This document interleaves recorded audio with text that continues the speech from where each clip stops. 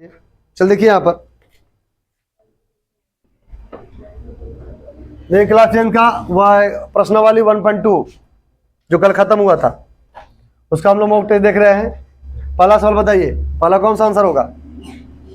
अंकगणित के आधारभूत प्रमेय किससे संबंधित है? भिन्नों से, अभाज्य संख्याओं से, पूर्णांकों के गुणनखंड से या दशमलव से? किससे? अभाज्य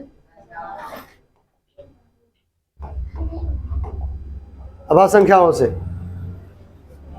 पूर्णांक के गुणनखंड से। पूर्णांक के और गुणनखंड निकाल से लघुत्तम निकालने सिखाए थे कल, बताए थे ना जी।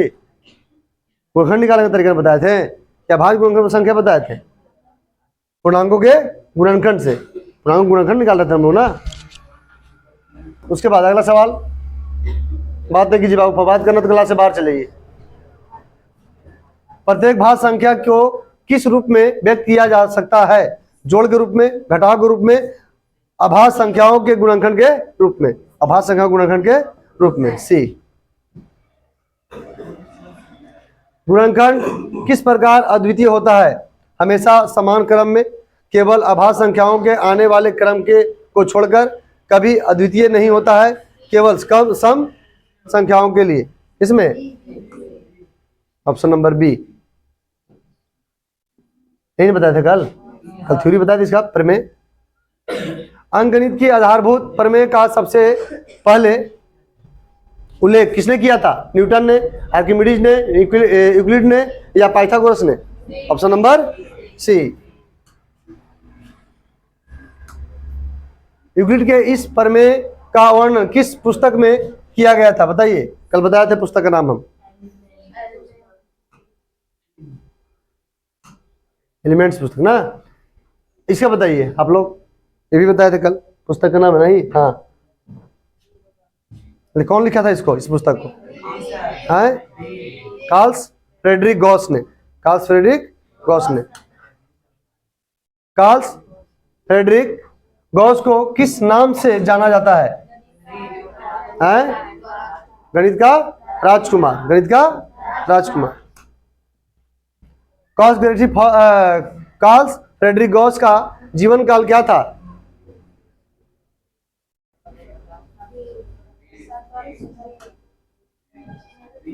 1755 तक, 1855 तक, सॉरी। उसके बाद गॉस का योगदान किन क्षेत्रों में था? केवल गणित में, केवल विज्ञान में, विज्ञान गणित और दोनों में? Option number C. निम्न में से कौन गॉस के समकालीन महान गणितज्ञों से सम्मिलित थे? बताइए जल्दी। न्यूटन, आर्किमिडीज, आर्यभट्ट और भास्कर, पाइथागोरस और यूक्लिड? नहीं, ए ऑप्शन, न्यूटन और आर्किमिडीज। सी बोलते हो, बिना पढ़ले आता है घर है? कल पढ़ा देना रे, तो घर पढ़ा था, घर से पढ़कर उल्टी क्या बोलता था हमसे गलत। इसको बताइए, किन प्रकार का गुणनखंड अद्वितीय होता है?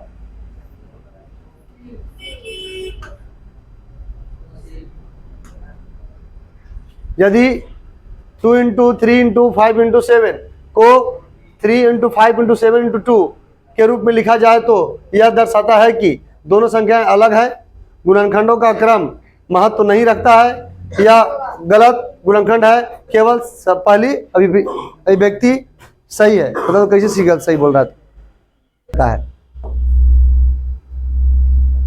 अब इसका बताइए, इतना अभाज्य गुणनखंड मतलब लघुत्तम निकालोगे तो पता चलेगा। लघुत्तम निकाली, कलम कॉपी सब निकाली, जल्दी जल्दी निकाली कलम कॉपी। बताइए कौन सा ऑप्शन होगा? मात्र 30 सेकंड टाइम मिलेगा आप लोग को, हम टाइम लगा दे रहे हैं।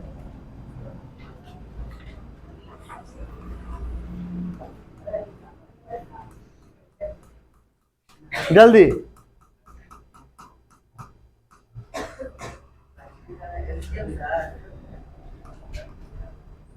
मार तो मारे उसको जी, तो कहा लिखा है यहाँ पर? हमसे क्यों पूछ रहा है तू? बदल दे, टाइम लगा हुआ है।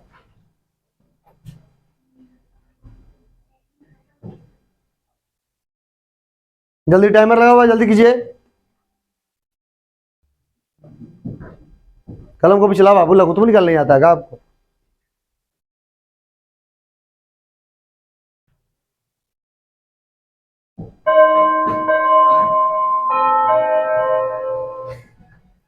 Time up. किसका आंसर नहीं आया?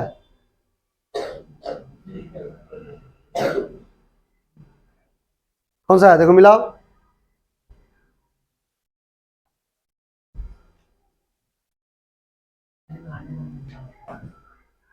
Option number A, option number A. LCM निकालने भुला गए आप लोग, कल ना बताया था जी। अगला सवाल देखिए, अंकगणित के आधारभूत प्रमेय का मुख्य संबंध किससे है? जोड़ से, घटाव से, अभाज्य, गुणनखंड से। तो ऑप्शन नंबर सी। अगला 140 का अभाज्य गुणनखंड के बताइए जल्दी, इसको जल्दी बताइए, इसको टाइम एकदम बहुत छोटा सवाल है, बताइए जल्दी।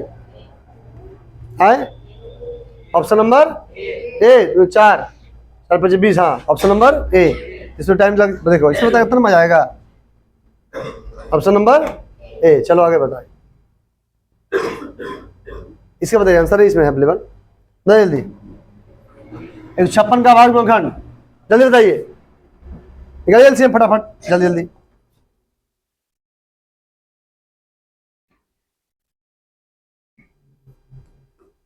जल्दी, कितना कितना आया? ए, ऑप्शन नंबर ए बोला।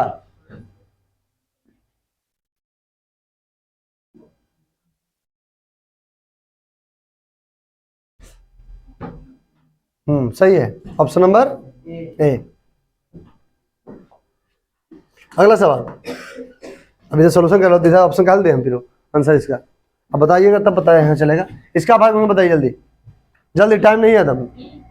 बी, अरे वाह, बड़े जल्दी बता दी, आंसर देख के बता रही है गाड़ी, कौन सा जल्दी बताइए। बी, निकाले बिना निकाले, निकाल ली, बड़ी फास्ट है तू, आर फट के फेल कर दी। ऑप्शन नंबर बी बोल रही है, हाँ जी सही है जी, आप लोग देखे मिलाकर। हाँ तो चलाइएगा स्पीड में पूरा दम, मैथ है क्या कि मैथ में तो बोलना नहीं पड़ेगा आपको, करना पड़ेगा, अभी करना बोलना दोनों पड़ेगा।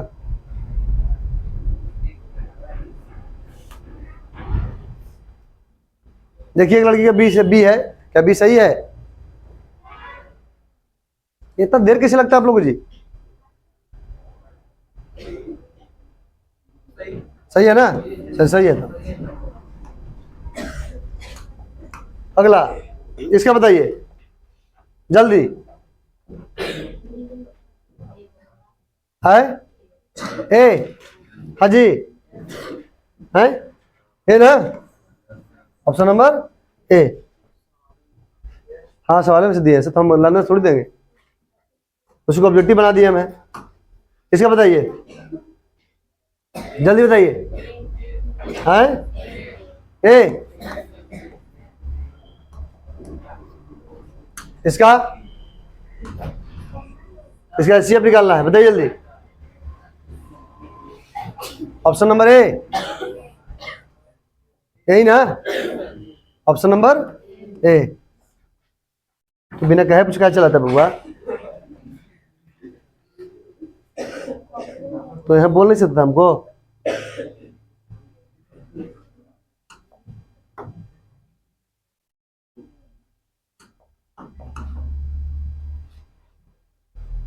रिश न था, इसका बताइए, बताओ जल्दी इसका आंसर।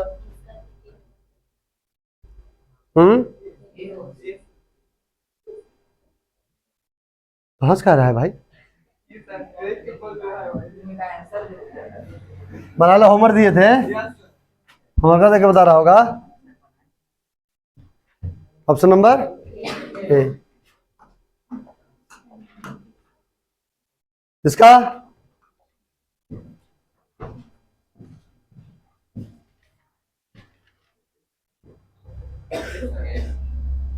बताइए जल्दी।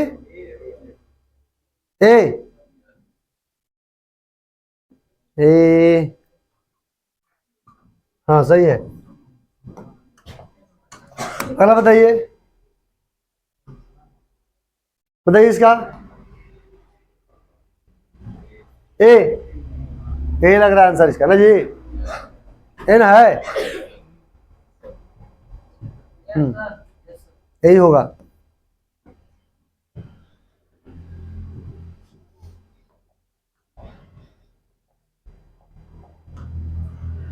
इसका बताइए, इसका सी, इसका सी, ए, हाँ बहुत बढ़िया, ए क्या होगा क्योंकि HCF1 है। हाँ ए होगा इसका option, option number A, option सही कौन होगा, ए है सबका ना। दोनों काम हो गया, चेक भी हो गया, काम भी हो गया है। एक तो और होगा भी, 25 क्वेश्चन है, एक तो और होगा ना। 29 नहीं है, 25 क्वेश्चन है, 29 फॉल दिखा रहा है वो। यदि HCF इतना हो और उसका तो हम बताए थे आप लोगों को, बताइए इसका आंसर कितना आएगा, ऑप्शन नंबर ए।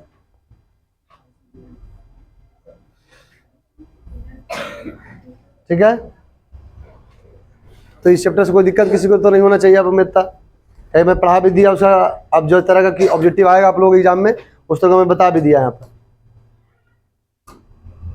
नहीं खाली है, खाली पेज है वो सब। हाँ खत्म हो गया। तो 1.1 का जो सवाल था, एक्सरसाइज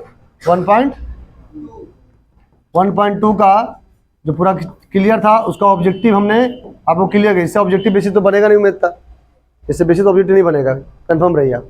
इसी के अंडर में पूछेगा एक आधो सवाल, इससे बेसिक पूछने वाला आपको नहीं है।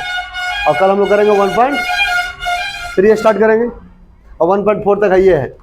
जैसे 4 खत्म होगा अब लोग टेस्ट स्टार्ट हो जाएगा। पहला टेस्ट होली से पहले हो जाएगा वो मैथ का।